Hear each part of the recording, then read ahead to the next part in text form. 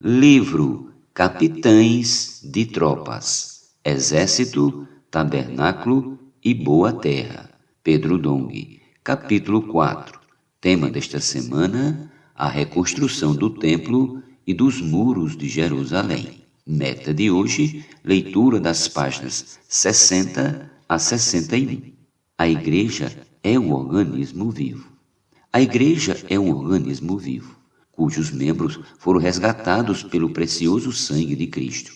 1 Pedro capítulo 1, versículos de 18 ao 19. Como já vimos, não se trata de uma instituição religiosa em que os homens são arrolados por homens. Por ser um corpo vivo, a igreja requer um governo vivo e não é abstrato, que resulta do encabeçamento de Cristo sobre os membros de seu corpo por meio de sua palavra. É a palavra profética que estabelece o governo de Deus na igreja e lhe dá direção. No tempo de Sardes, os povos tinham liberdade de entrar na igreja e falar mensagens bonitas, como se viesse de Deus.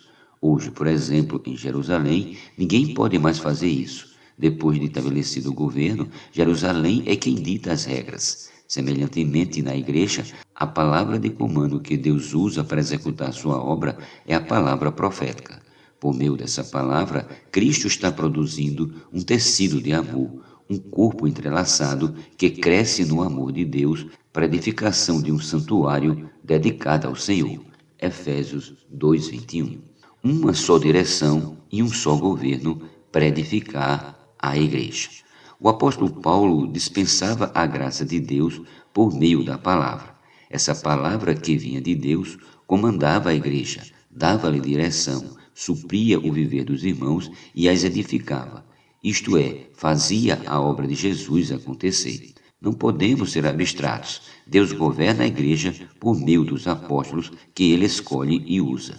O apóstolo Paulo foi um bom exemplo nesse quesito, pois fielmente anunciou o evangelho em 4 principais jornadas: Atos 13, 15, 18 e 27.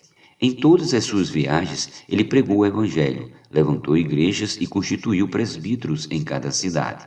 Tito 1:5. Além de cuidar dos irmãos, Paulo se preocupava com a condição de todas as igrejas. 2 Coríntios 11:28. E interferia quando era necessário.